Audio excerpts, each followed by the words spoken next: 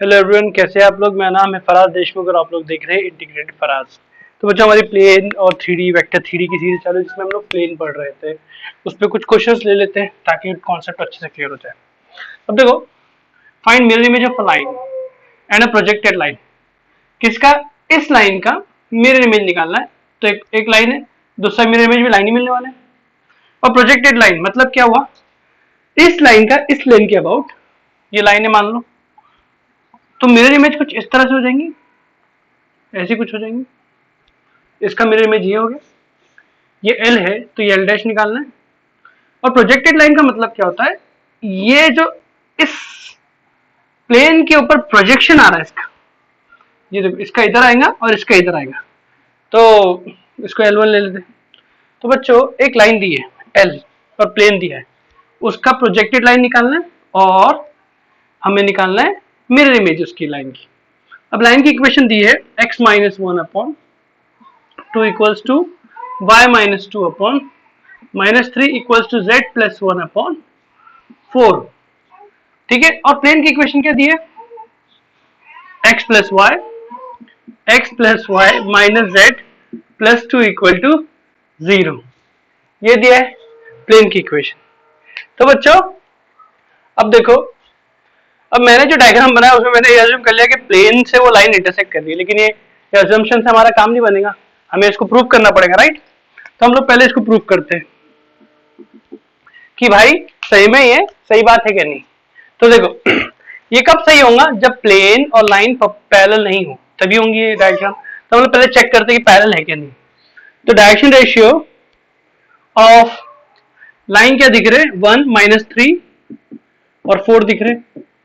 और direction ratio of normal normal के plane के नॉर्मल ऑफ प्लेन क्या दिख रहा है? One comma one comma minus one. मेरी बेबी की आवाज आ रही है तो बर्दाश्त कर लो थोड़ा। तो direction ratio of line is this and direction ratio of normal is this. Okay, तो अगर प्लेन और लाइन पैरेलल है, ये प्लेन है बोर्ड मान लो, उसके पैरेलल लाइन है, तो नॉर्मल जो रहेगा वो लाइन से परपेंडिकुलर रहेगा बच्चों, कि प्लेन अगर पैरेलल है तो हम चेक करते हैं क्या ये लोग परपेंडिकुलर रखेंगे। तो हम लोग जानते हैं कि परपेंडिकुलर होने की कंडीशन क्या है? a1 a2 plus b1 b2 plus c1 c2 equal to zero होना चाहिए। तो one into one plus minus three into one plus four into minus one. तो ध्यान से देखा जाए तो माइनस सिक्स आ रहा है बच्चों, which is not equal to zero. Hence hence plane and line is not parallel. Normal perpendicular नहीं है लाइन से, मतलब प्लेन पैरेलल नहीं, प्लेन इज नॉट पैरेलल। तो अपना बच्चा डायग्राम सही था टू लाइन, लाइन से मतलब पैरेलल नहीं है, तो अपना डायग्राम सही है। अब वापस हम लोग इस पे आ जाते हैं।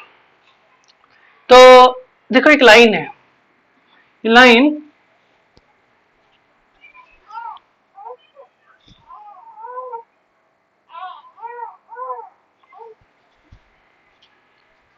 देखो, एक लाइन है, तो ये लाइन इंटरसेक्ट तो कर रही है क्योंकि पैरेलल नहीं है, तो ये पॉइंट पे निकाल देते हैं।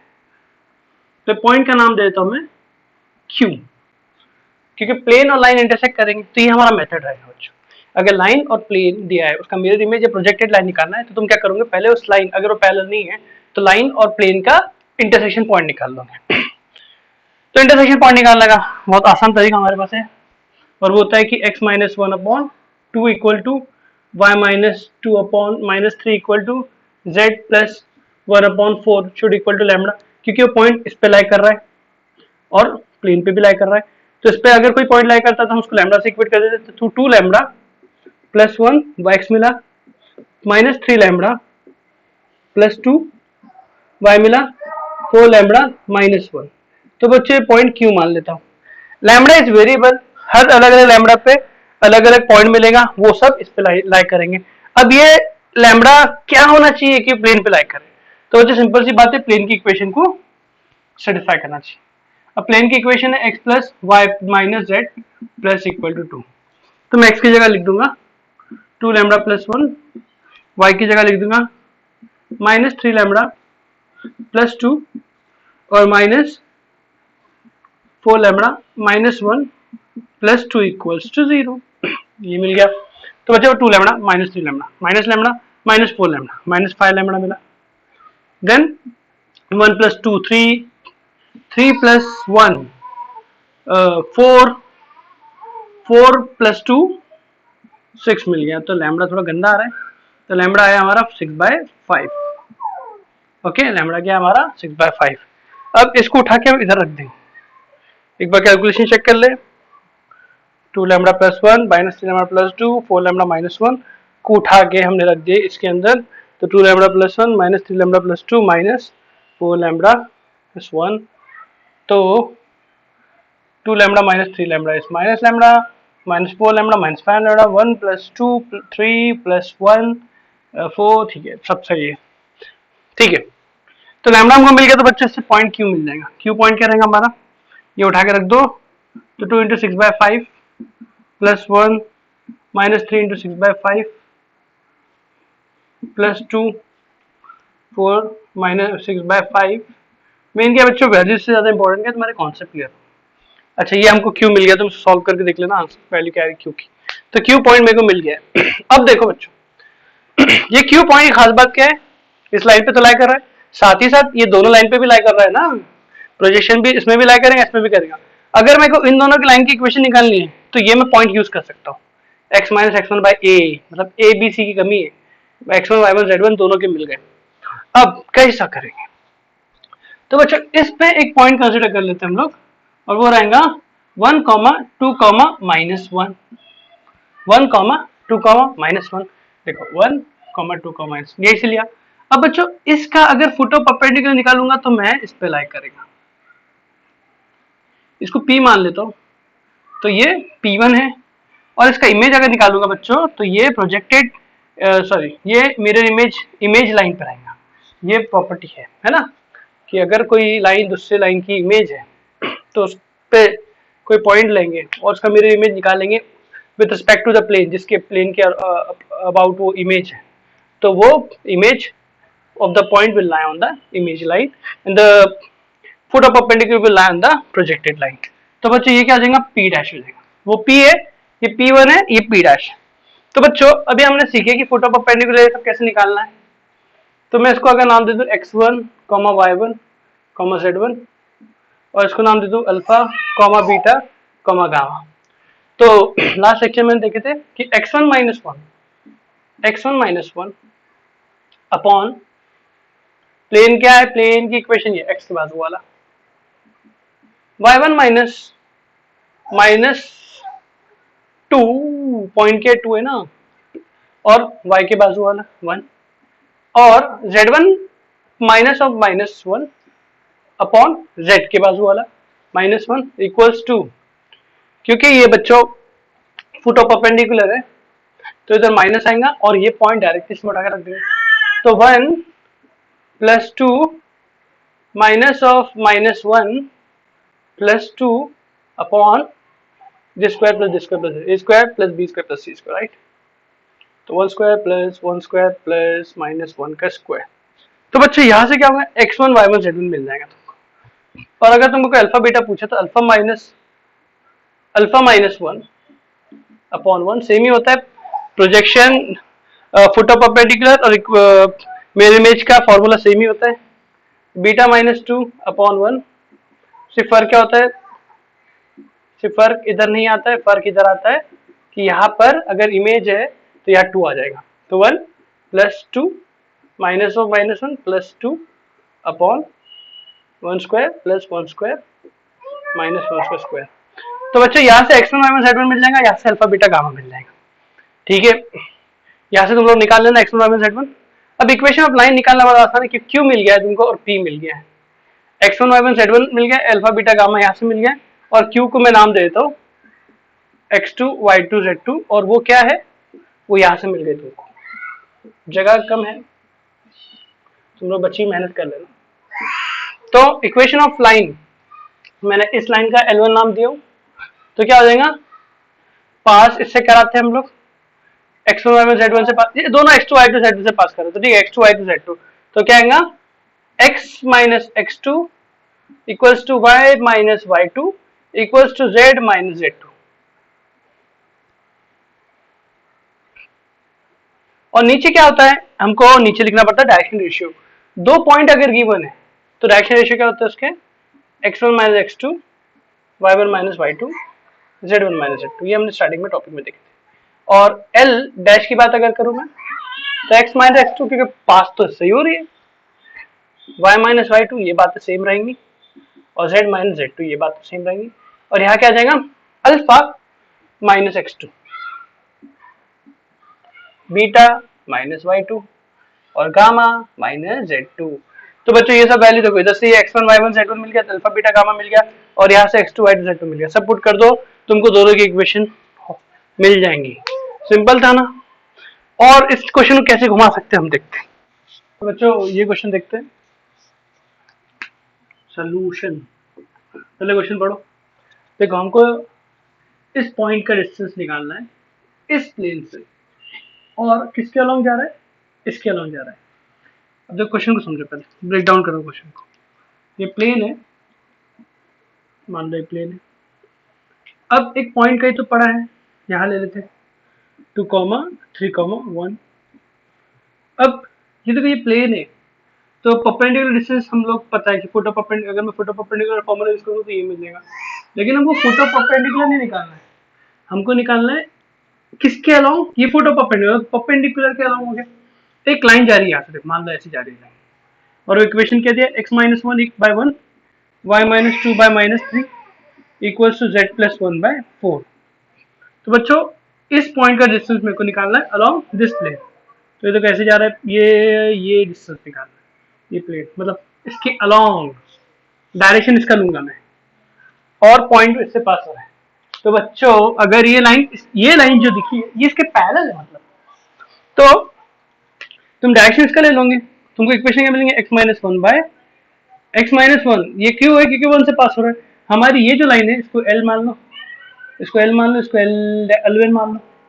तो L1 की जो इक्वेशन रहेंगी बच्चों क्या रहेंगी, x माइनस 2 अपॉन इसके direction ratio 1 which is y minus 3 upon -3 equals to z minus 1 upon 4। जो डायरेक्शन रेशियो इनके लिया, ठीक डायरेक्शन रेशियो सेम हो जाएगी ना अगर पैरेलल है तो मुझे L1 मिल गई।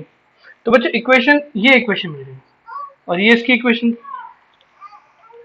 इसको L बोल दो जो भी नाम से क्या होता है। तो बच्चों ये डिस्टेंस निकालना है। ये अगर ये जो पॉइंट है, जो लाइन और प्लेन का इंटरसेक्शन हो गया, और प्लेन की इक्वेशन मुझे ये दी हुई है, राइट। तो अगर इस लाइन की इक्वेशन मुझे मिल गई है तो इस पे लाई करने वाला पॉइंट में इक्वल टू लैम्डा लेके निकाल लूंगा, इसको P बोल दिया तो ये Q हो गया। तो Q क्या मिलेगा मेरे को, lambda plus 2 minus 3 lambda plus 3 4 lambda plus 1, ये मिल गया मेरे Q। अगर मैं लैम्डा की वैल्यू निकाल लूँ तो मेरे को डिस्टेंस फॉर्मूले से मेरे पीके का मिल जाएगा। अब ये Q जो है इस इक्वेशन लिखने में क्या जा रहा है, x plus y minus z plus 2 equal to 0, इसको सेटिस्फाई कर रहा है। तो इसमें पुट कर देता हूँ lambda plus 2 plus minus lambda minus 3 lambda plus 3 minus 4 lambda plus 1 plus 2। तो बच्चे यहाँ से लैम्डा की वैल्यू मिल जाएंगे। तो lambda minus 3 lambda minus 2 lambda minus 6 lambda 2 plus 3 5 5 minus 1 4 4 plus 2 6। ओ परफेक्ट। तो लैम्डा इक्वल टू आया 1। तो 1 उठा के रख दो इसमें, तो क्यू मिल जाएगा तुमको 1 प्लस 2 3 0 5। अब बच्चा जानता है कि पी क्यू निकालना कितना आसान है। P Q is nothing but distance formula का 3 माइनस 2 का स्क्वायर 0 माइनस 3 का स्क्वायर लास्ट में 5 माइनस 1 का स्क्वायर। अब जो भी वैल्यू आ रही है मैं इतनी मेहनत नहीं कर सकता। ये है distance of a point P measured along this line from the plane. इस प्लेन से ये डिस्टेंस है, समझ गया। तो बच्चों उस क्वेश्चन में क्या हुआ कि हमने मेजर्ड अलोंग लाइन की, तो पॉइंट पता था और इस लाइन के अलोंग मेजर्ड हो रहा था, पैरेलल होगा तो इसके डायरेक्शन रेशियो ले ली। लेकिन नेक्स्ट क्वेश्चन में क्या हुआ, प्लेन और लाइन की इक्वेशन वही है, लेकिन एक लाइन इधर से जा रही है और तुम मेजर्ड अलोंग प्लेन कर रहे हो, ये प्लेन है मान लो, ये प्लेन है मान लो, तुम मेजर्ड अलोंग प्लेन कर रहे हो। अब वो पॉइंट कहीं इधर पड़ा है, वो पॉइंट क्या है 1,1,-1 है, उसको भी नामकरण दो पी। अब ये पी मतलब ये परपेंडिकुलर नहीं है, इसके अलोंग जा रहे हो तुम ऐसा, तुमको इधर भी ये क्यू निकालना पड़ेगा और डिस्टेंस निकालना पड़ेगा। लेकिन अभी प्रॉब्लम क्या है कि लाइन का कैसा रहता है, लाइन का जो डायरेक्शन रेशियो, लाइन में जो डायरेक्शन रेशियो होते हैं वो लाइन के ही होते हैं, प्लेन में जो डायरेक्शन रेशियो होता है वो प्लेन के नहीं होते, प्लेन के नॉर्मल के होते हैं। जैसे x plus y minus z plus two equal to zero, तो डायरेक्शन रेशियो ऑफ नॉर्मल मिल गया तुमको। तो बच्चों इसको थोड़ा वेक्टर से करेंगे, ज्यादा आसान रहेगा समझाने के लिए भी। तो मैं इसका एन वेक्टर ले लेता हूँ, वो क्या रहेगा 1i plus 1j minus 1k। तो बच्चे इसका नॉर्मल हो गया है, तुम लोग समझते हैं नॉर्मल ये सब क्या होता है, राइट। इससे हमने नॉर्मल का वेक्टर निकाल लिया। अब मुझे क्यों निकालना है, देखो बच्चों, अब ये जो लाइन, ये जो लाइन, ये वाली लाइन है, इससे मेजर करना है। तो ये जो क्यू पॉइंट है इस लाइन पे लाई कर रहा है, x minus 1/1, y minus 2/-3, z plus 1/4 equal to lambda. इस पे लैम्बडा लेके मैं इससे लैम्बडा के टर्म्स में ला दूंगा क्यू, तो क्या मिलेगा मेरे को lambda plus 1 minus 3 lambda plus 2 4 lambda minus 1, ये मिल गया अपने को क्यू पॉइंट, क्योंकि इस लाइन पे लाई कर रहा है। अब देखो समझो, मुझे इसके पैरेलल जाना है, तो इसका जो भी नॉर्मल रहेगा, इसका नॉर्मल की इक्वेशन मान लो ये, वो नॉर्मल, क्योंकि लाइन और ये पी क्यू का जो सेगमेंट है, जो लाइन पे लाई कर रहा है सेगमेंट, वो लाइन और ये इस प्लेन का दोनों पैरेलल है, तो normal will be perpendicular to this line. ये फंडा हमको यूज करना पड़ेगा। तो बच्चों अगर मैं पी क्यू वेक्टर लिखूं तो क्या होगा, lambda plus 1 minus 1 I cap plus minus 3 lambda plus 2 minus 1 J cap plus 4 lambda minus 1 minus of minus 7 के कैप। ये मेरे को पी के वेक्टर मिल गया, इसको अच्छे से लिख देंगे हम लोग एक बार। तो लैम्बडा आई कैप मिला 1 माइनस 3 लैम्बडा, जे कैप मिला ए माइ 6 प्लस 4 लैम्बडा, के कैप मिला, पी के वेक्टर मिल गया, और एन वेक्टर हमारे पास है ये वाला। तो बच्चों ये दोनों परपेंडिकुलर है, तो क्या होने वाला है, n vector dot P Q vector क्या होने वाला है, 0। तो lambda into 1 lambda this into 1, अच्छा है वो तो अपना थोड़ा एन वेक्टर बहुत अच्छा है, सतारा नहीं हमको, माइनस 1 इंटू दिस, तो minus 6 plus 4 lambda equal to 0। तो बच्चों lambda minus 3 lambda minus 2 lambda minus 2 lambda minus 4 lambda minus 6 lambda, 1 minus 6 minus 5। तो बच्चा लैम्बडा इधर से क्या मिला तुमको, -5/6। एक बार कैलकुलेशन चेक कर लेना, ओके। तो वैसे जैसे लैम्बडा तुमको मिला तुम इसको उठा कर रख दोगे इसमें, और फिर क्या करोगे, डिस्टेंस फॉर्म लगा दोगे P और Q, तो P जो तुमको मिल जाएगा, डिस्टेंस फॉर्म लगा दोगे, सिंपल है। लैम्बडा की वैल्यू जो भी आई इधर पुट कर दोगे, इनके बीच का डिस्टेंस निकाल दोगे, तो तुमको पी क्यू मिल जाएगा, सिंपल है ना, ठीक है।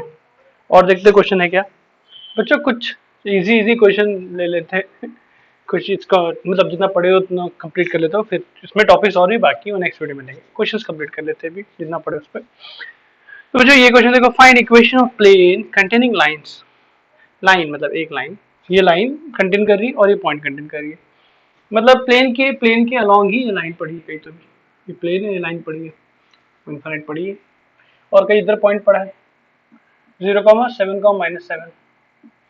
तो बच्चों अगर ये लाइन प्लेन के अलोंग पड़ी हुई है तो ये पास किससे हो रही है पता मुझे, तो एक और पॉइंट मालूम पड़ेगा जिससे प्लेन पास हो रहा है, और वो क्या है -1, 3, -2, ये मिल गया, ये दो बातें मिल गई। सेकेंड बात, ये जो लाइन है जिसके अलोंग है उसका मेरे पास वेक्टर मिल जाएगा, और वो रहेगा -3i cap plus 2j cap plus k cap 3 -3i plus 2j। तो बच्चों एक वेक्टर ये मिला और इनको ज्वाइन करने पे एक और वेक्टर मिल जाएगा, ये मिल गया।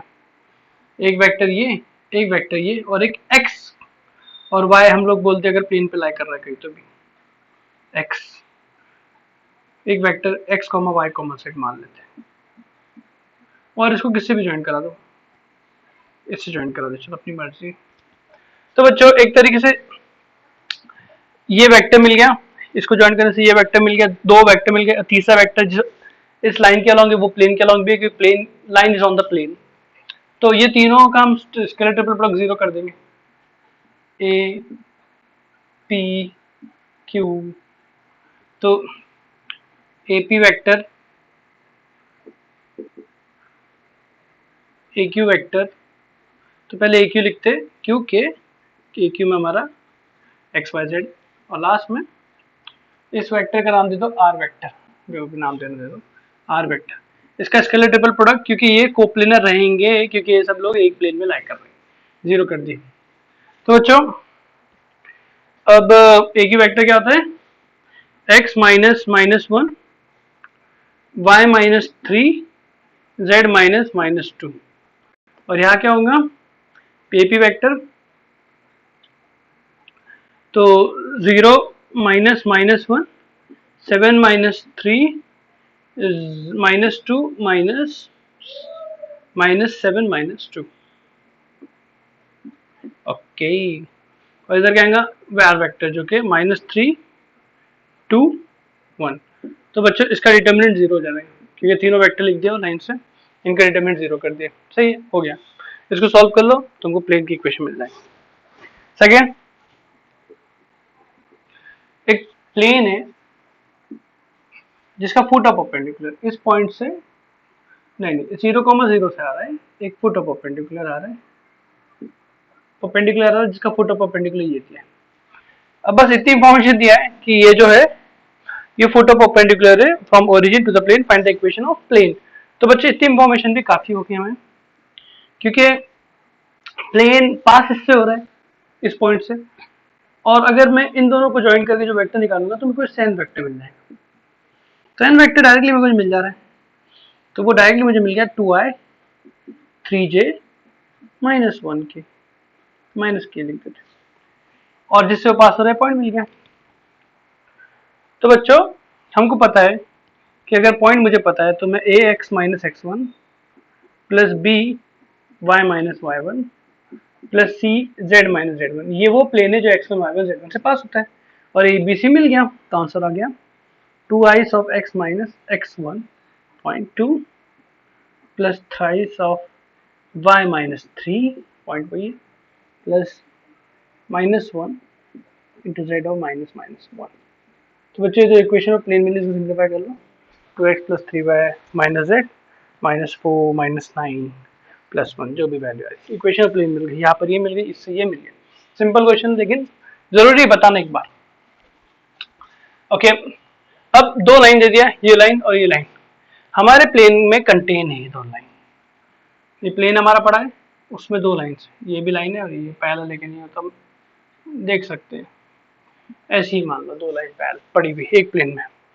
तो बच्चों पहली लाइन का जो डायरेक्शन है n1 वेक्टर ले लिया, दूसरी लाइन का n2 वेक्टर ले लिया। तो पहली लाइन का जो डायरेक्शन है अगर देखो तो वो n1 वेक्टर क्या रहेगा 2, क्योंकि ये पॉइंट होता है 1,1,0 से पास करिए और 2 1 4 उसका डायरेक्शन रेशियो होते हैं। तो 2i cap j cap plus 4k cap पहले लाइन का डायरेक्शन है जिसको n1 बोलो या b1 बोलो अपनी मर्जी, और n2 वेक्टर जो है वो क्या है ये डायरेक्शन रेशियो देंगे इसको, n2 वेक्टर दे दिए minus 3i cap plus 2j cap plus k cap. बच्चों तो ये दोनों हमारे प्लेन में पड़ी हुई है, तो इन दोनों का अगर मैं क्रॉस प्रोडक्ट ले लूं, दो प्लेन डिजाइन है इन दोनों क्रॉस प्रोडक्ट ले लूं तो इनके ऐसे ही मुझे वेक्टर मिलेगा जो इन दोनों से परपेंडिकुलर है। अब ये दोनों प्लेन में है तो प्लेन से भी परपेंडिकुलर वाला वेक्टर मिल जाएगा, मतलब प्लेन का नॉर्मल मिल जाएगा। तो बस मुझे सॉल्व क्या करना है, मुझे नॉर्मल ऑफ प्लेन चाहिए, मान लेते उसको n vector which is nothing but n1 cross n2। तो टाइम बचाने के लिए मैंने लिख दिया हूँ, उसकी वैल्यू क्या आएंगी तुमको तो पता है, i j के पहले लिख देंगे इधर आएगा 2 1 4 -3 2 1। बच्चों कोई भी बीच में से लेक्चर देखने से बेहतर है कि तुम स्टार्टिंग से पूरे लेक्चर देखना, क्योंकि ये सब मैंने स्टार्टिंग में पढ़ा चुका हूँ, ये कैसे होता है, ये कैसे होता है। ओके ना, तो ये तुमको एन कैप एन वेक्टर ये मिल गया, नॉर्मल की इक्वेशन मिल गई, और पॉइंट इससे पास हो रहा है, पॉइंट दे दिया भाई, नहीं भी दिया तो अपना काम हो जाता। क्यों, कैसे हो जाता? अगर पॉइंट की जरूरत ही नहीं थी लेकिन दे दिया है तो ठीक है। अगर ये दो लाइन भी देता तो हमको एन, ये एन वेक्टर मिल गया, और इन ये जो पॉइंट से पास हो रहे वो पॉइंट तो उस पर लाइक करती है, उससे भी अपना काम हो जाता, इसकी जरूरत नहीं थी। लेकिन अब जो दिया है उसमें तो हम लोग यूज कर लेते उसको। तो हमारा आंसर क्या आएगा, अगर वो पॉइंट से पास हो रहा है तो x माइनस x1 होता है ना, x1 y1 z1 से पास हो रहा है, तो ये प्लेन की इक्वेशन है। तो a हमारा -7 मिला, तो जो पॉइंट दिया 0 तो x माइनस 0। बच्चों क्वेश्चन ऐसा भी हो सकता है कंटेनिंग के अलावा कि ये लाइन प्लेन जो है उसमें दो लाइन कंटेनिंग की जगह ये भी हो सकता है कि दो लाइन उसके पैरेलल एक तरीके से, तो फिर भी हम एंगल क्रॉस सेंटर निकाल सकते। अगर वो कंटेनिंग नहीं भी होता तो भी हम ये मेथड यूज कर सकते। फिर हमको पॉइंट देना जरूरी हो जाता, क्योंकि कौन से पॉइंट से पास हो रहा है, क्योंकि ये दो लाइन से पैरेलल तो है लेकिन जरूरी नहीं है कि उनमें ये लाइन कंटेन हो रही है तो पॉइंट काम कर रहा था। ये तो जरूरत नहीं थी लेकिन देती है तो हम यूज कर लेंगे। बी क्या है, -14 y -1 प्लस सी 7 z माइनस, अच्छा इसको मैं निकाल लेना चाहिए था कॉमन, 7 कॉमन निकाल लो, z -1। तो बच्चे इसको इसमें 7 कॉमन निकाल लो, पहले तो सिंप्लीफाई करो, इक्वेशन ऑफ प्लेन मिल जाएंगे which containing this both line passes through this point. Okay, तो बच्चों इस तरह से ये क्वेश्चन हो जाते हैं। अभी थोड़े छोटे मोटे बातें बाकी हैं, प्लेन, दो प्लेन के इंटरसेक्शन से लाइन मिलता है, वो सब बातें तो वो हम नेक्स्ट लेक्चर में देखते हैं। Thank you.